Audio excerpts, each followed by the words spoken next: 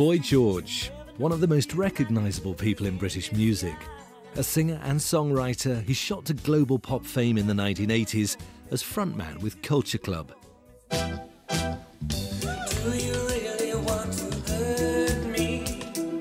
Known for his soulful vocals, pioneering androgynous style and bold opinions, across a 40-year career, Boy George has topped the charts many times, both in Culture Club and as a solo artist. I know all there is to know about the crying game. Never far from the tabloid press, his ups and downs are well documented. But in recent years, he's been living a more stable life and once again enjoying his time in the spotlight. He's been a mentor on The Voice, received an Ivor Novello Lifetime Achievement Award, and remains a hugely popular cultural figure.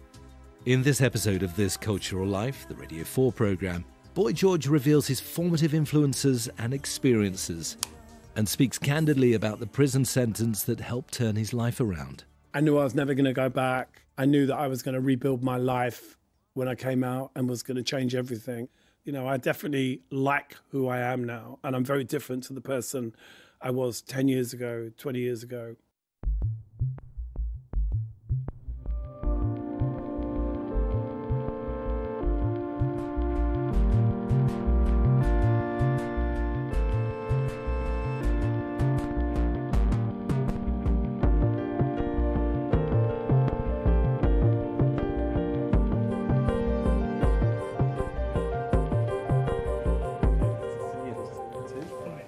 Take a seat.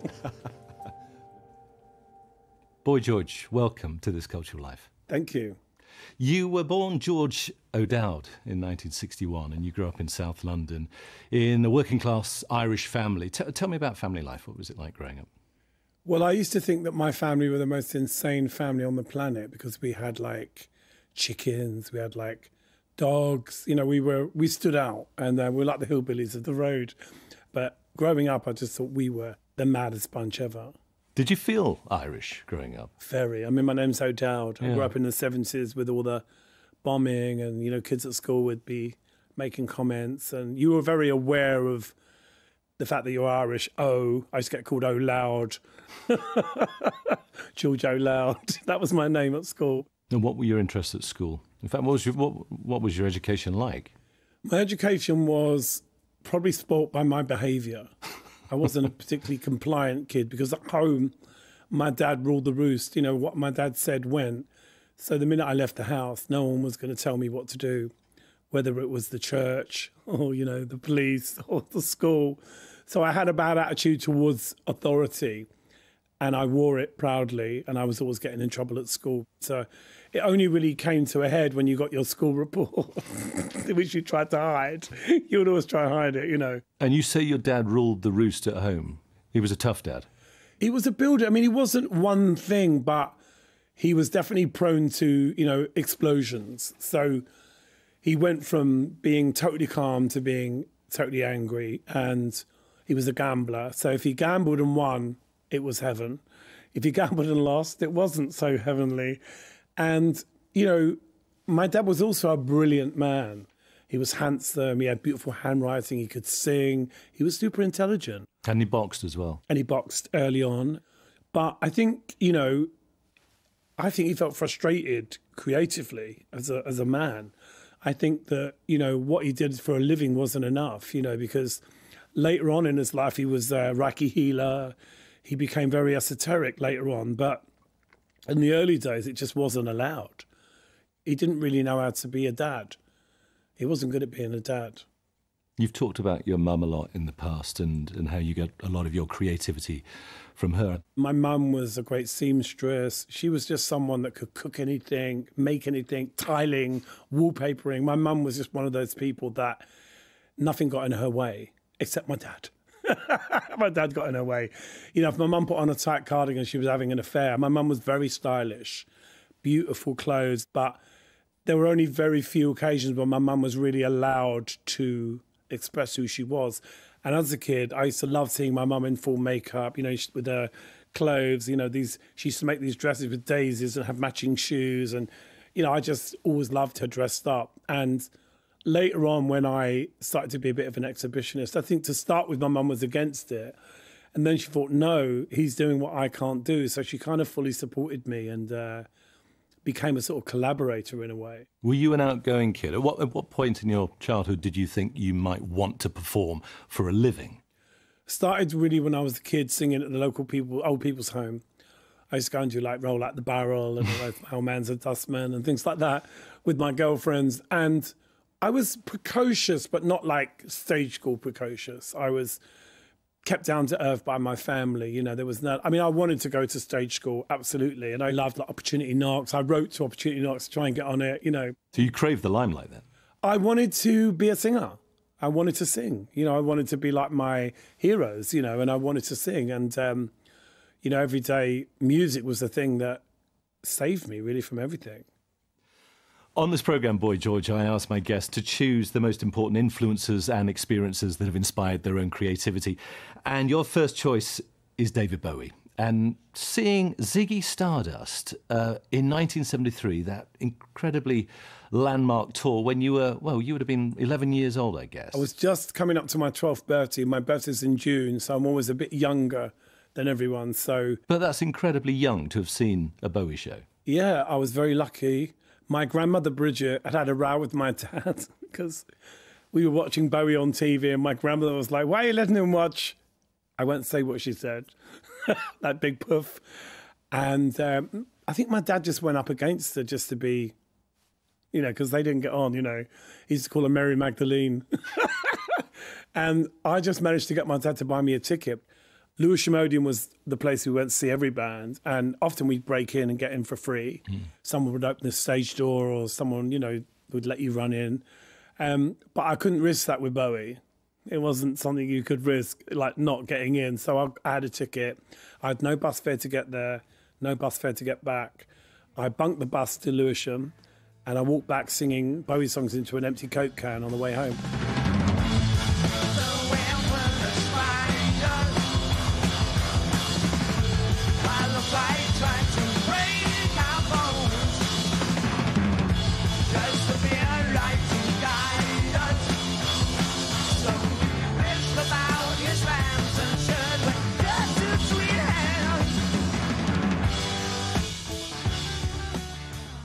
What were your impressions of the gig itself? There was nothing like it.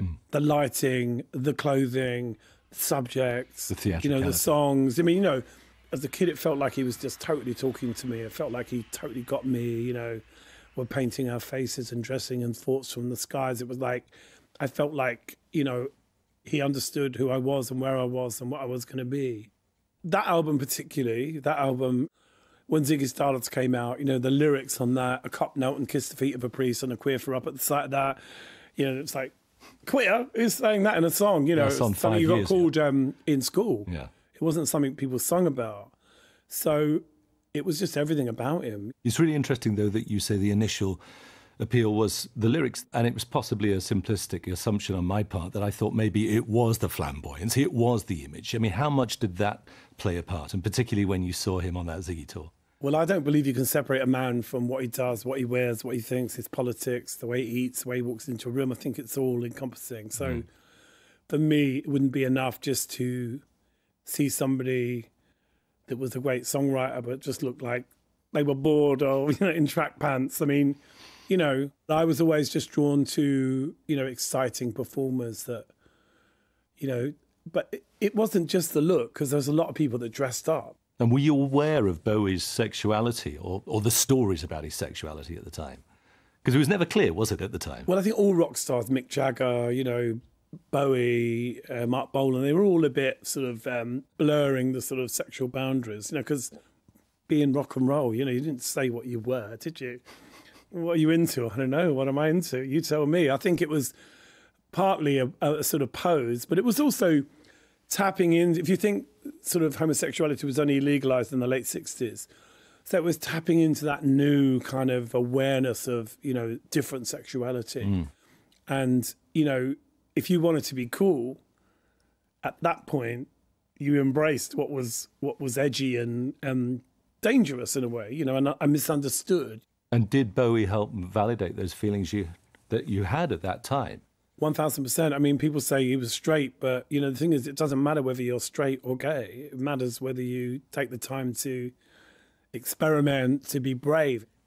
Your next choice for this programme is meeting the club promoter Philip Salon, who was a real driving force behind the scene which was centred around the Blitz Club in Covent Garden in London in the late 1970s. When did you meet Philip?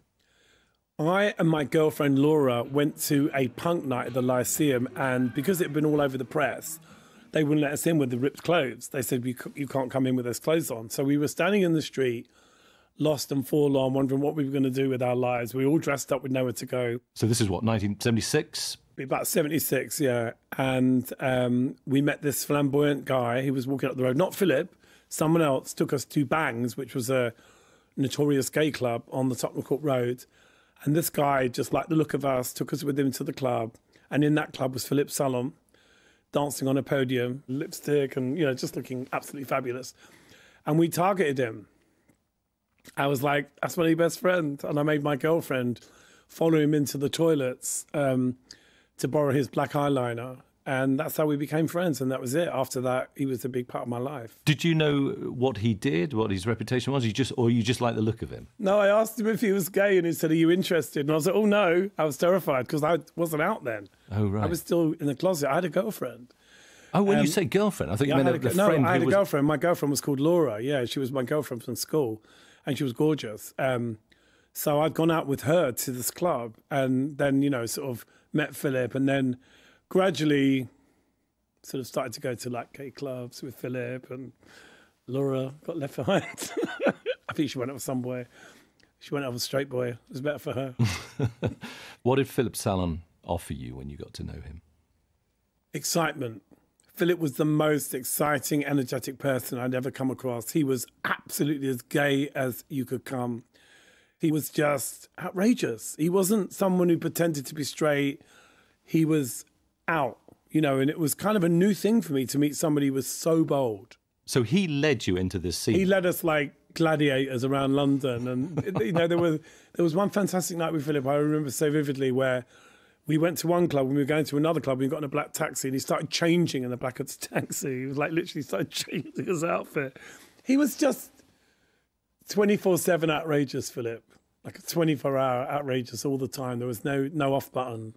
And around this time, you were spotted by Malcolm McLaren, manager of the Sex Pistols, and he invited you to join a band, Bow Wow Wow, who actually had a couple of hits around this time. And from what I've read, you played a couple of gigs and were then sacked.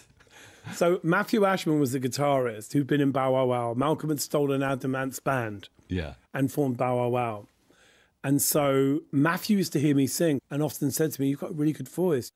Malcolm brought me into Bow Wow Wow because of the way I looked and he thought it would threaten Annabella. Who was the lead singer at the time? Yeah, she was 15. Yeah. She was a young girl. So he brought in this guy that looked like a girl, you know, to threaten her position. And I think once he sort of got what he wanted out of me, he threw me out of the band. Were they the first gigs you ever played? Yeah. I got pushed on stage at the Rainbow Theatre. Big theatre? Yeah, it was they did this big concert, Bow Wow Wow, with the fairground. It was a big event. And the audience were booing. They were like, why are you on? We want Annabella. But I got the taste. I was terrified. But once I was on there, I was like, oh, this is great. I want to do this again. And then I did another gig in Manchester, at the Polytechnic in Manchester, and that was when I was fired.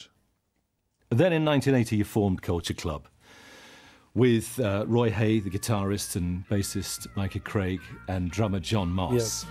Is there loving in your eyes all the way? If I listen to your lies, would you say I'm a man? Did you come up with the name Culture Club?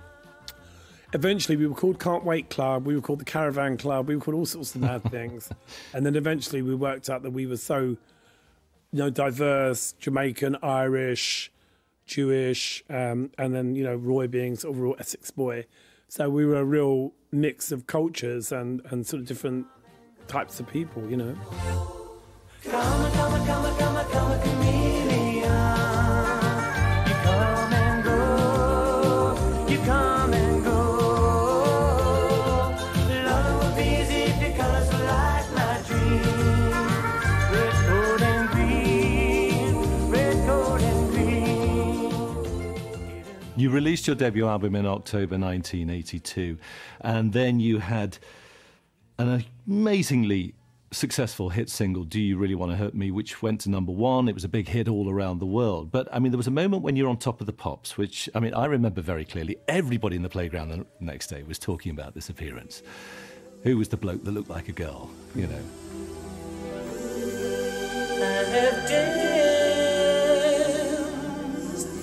inside your eyes.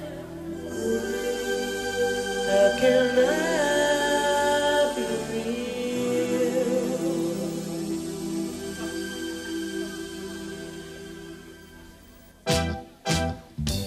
Do you really want to hurt me?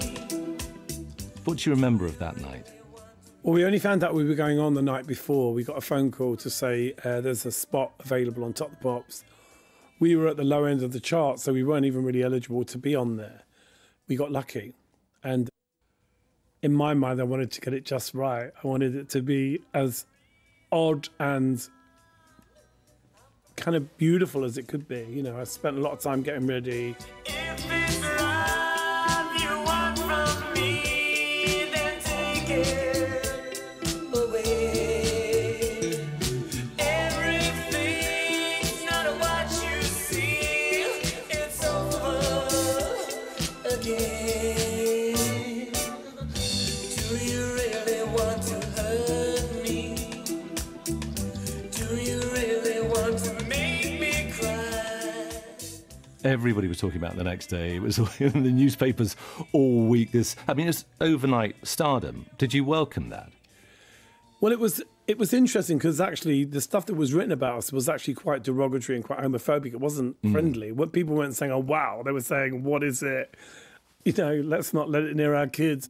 I think I was such a contradiction in a way. It was like I looked a certain way, but I was very ordinary.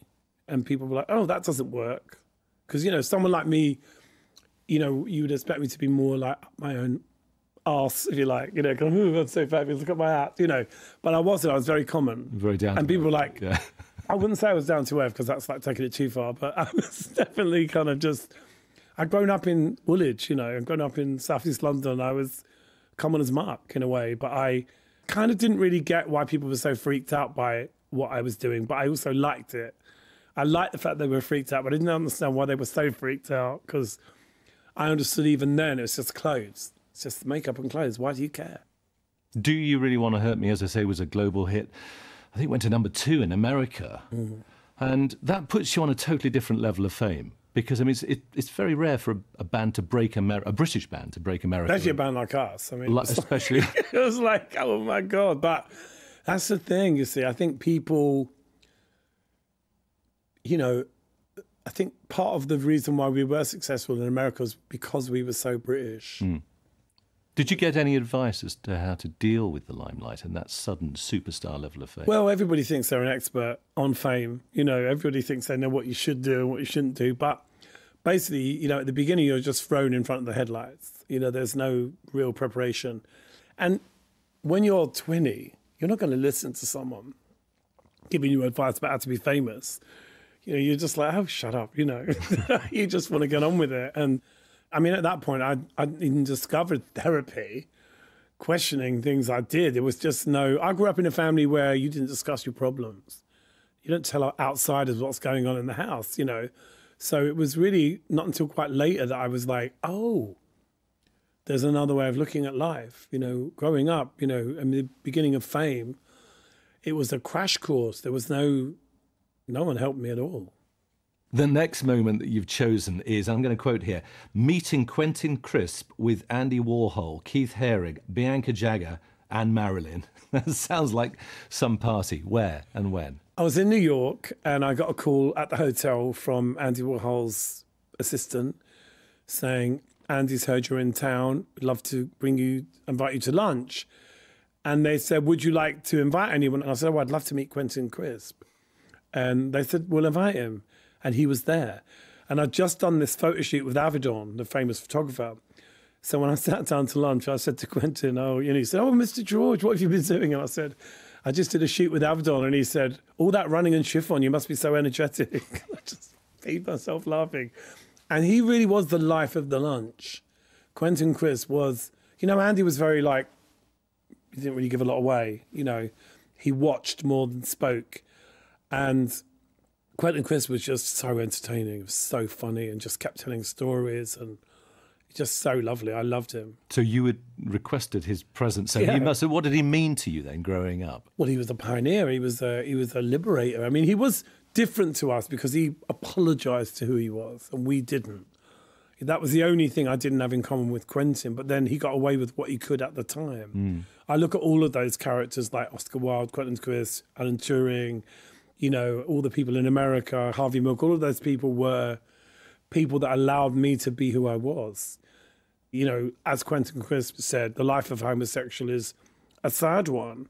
Not for us, it was the opposite. I mean, you look at what's going on now with Drag Race and the world and how different it is. Back then, Quentin Crisp was getting arrested for just walking down the street.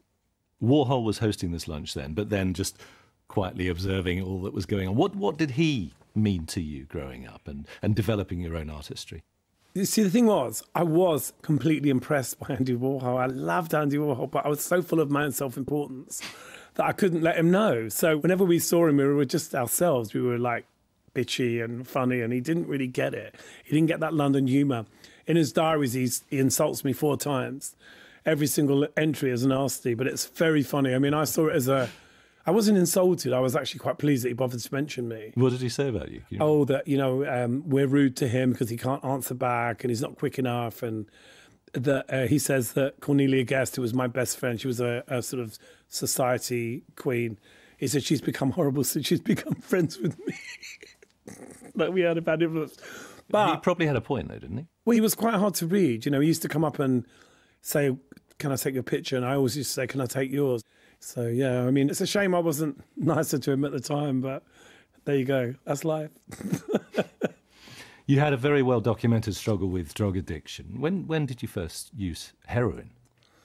It sounds so weird because I really started smoking dope first. I was smoking weed, and then I was in Paris at a fashion show, and I was looking for cocaine, and somebody had heroin, and I just took that instead, which was quite insane when I think about it. But I didn't think about it at the time. It was just, I wanted to be high. And I mean, the thing about drugs is people use them because they don't want to be in their lives. They want to feel differently. They want to change the way they feel about themselves. But arguably, you had a fabulous life at the time. Yeah, but I didn't really know how to be fabulous. I was kind of winging it in a way. I think I have a more fabulous life now, but that's because I choose to. I kind of, when I was like 20, 25, I didn't really know what I was doing. I was in a really dysfunctional relationship with John.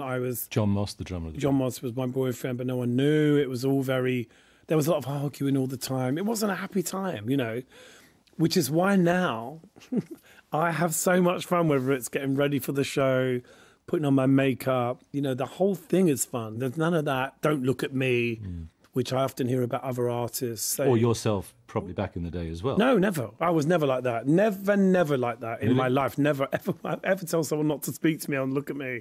No, I'm from Woolwich. We don't do things like that. I mean, that's just insane. No, I had never done that.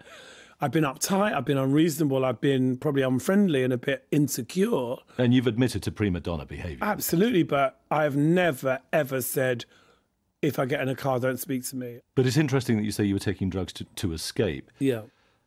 I mean, do you feel that you were lucky to have survived at times?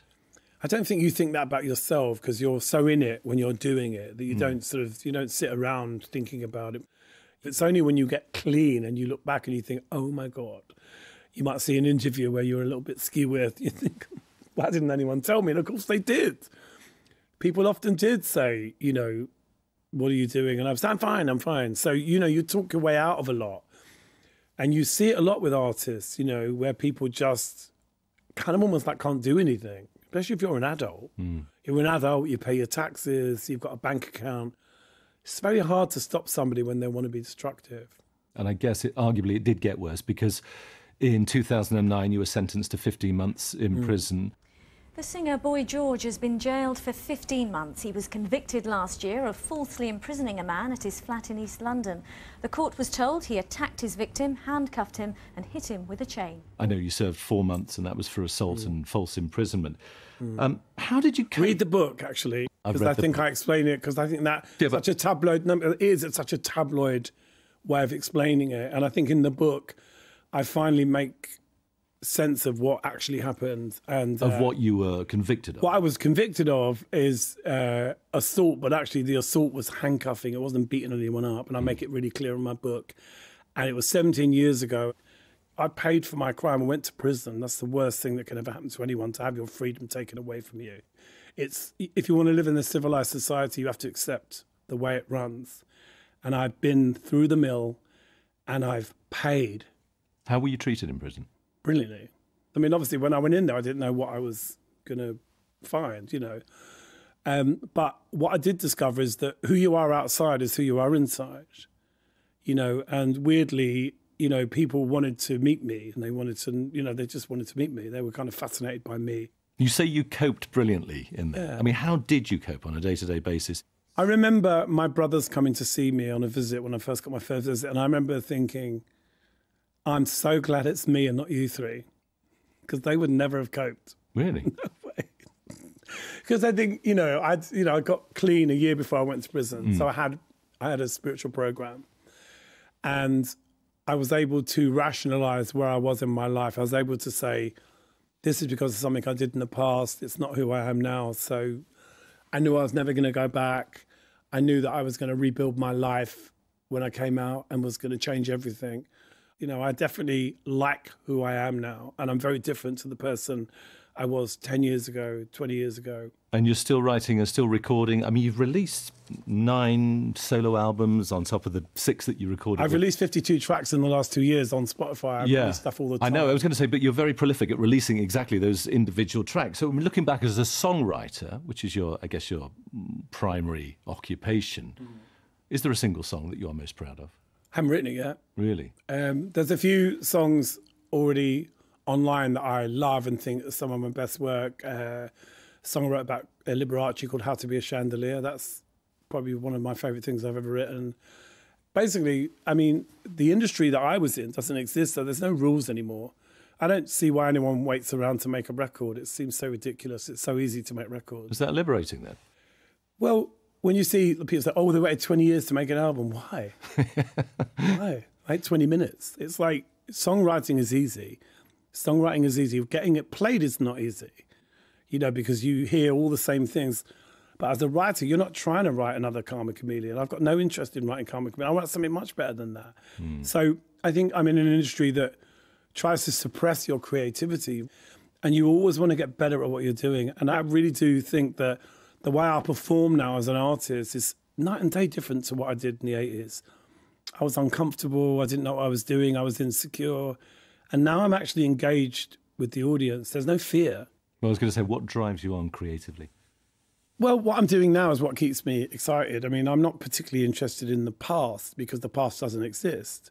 So when people talk to me about the past, I'm like, it doesn't exist. I understand what they're doing, but I think it's unhealthy to keep living over what you did when there's so much more to do now. So I would say I'm a now person. I mean, I respect the past and I have to talk about it a lot and it doesn't bother me so much, but now is everything, kids. Move on.